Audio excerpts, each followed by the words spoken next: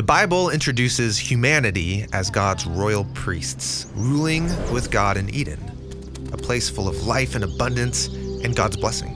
But humanity was deceived by evil and then exiled from Eden, and so humans forfeited their calling as the royal priesthood. But God promised that one of their descendants would be an even better priest, who will defeat evil and intervene on their behalf to restore the blessings of Eden.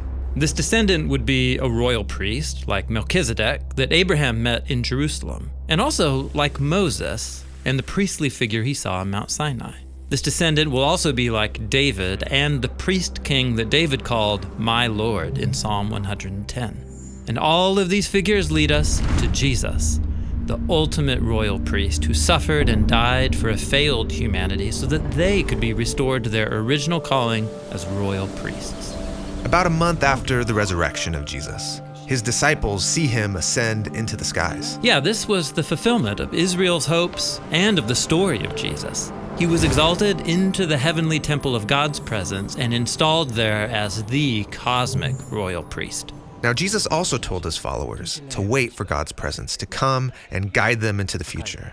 And so during Pentecost, a festival in Jerusalem, God's Spirit comes down on them like they're each mini temples who are filled with God's presence. Mini temples? Yeah, just like God took up residence in the tabernacle and later the temple, now God dwells among the followers of Jesus, and their bodies are the temple. The Apostle Peter, who was there that day, later put it this way: "You all are living stones, built up as a spiritual house. You all are a royal priesthood."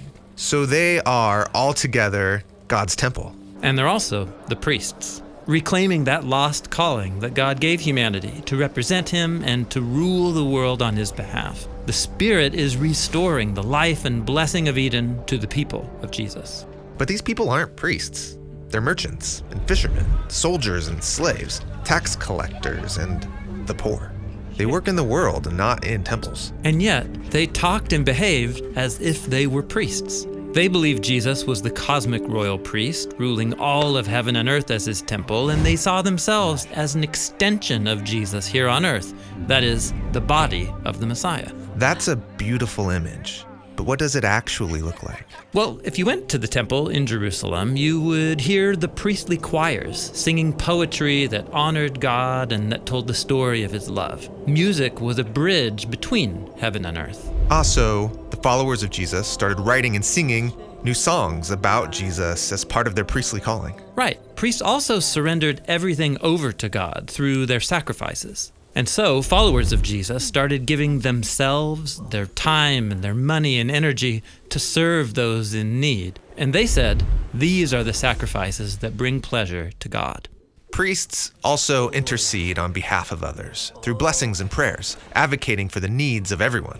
Yeah, this is why the Apostle Paul called on the Christians living in Rome to all together offer their bodies as one single living sacrifice. A living sacrifice. Yeah, Jesus offered his life in the ultimate act of love. And so they too were to surrender themselves to each other and to those who needed their help. This is the royal priesthood, Jesus style. When people imitate Jesus, the royal priest, they become a new humanity, living in a way that reunites heaven and earth. Exactly.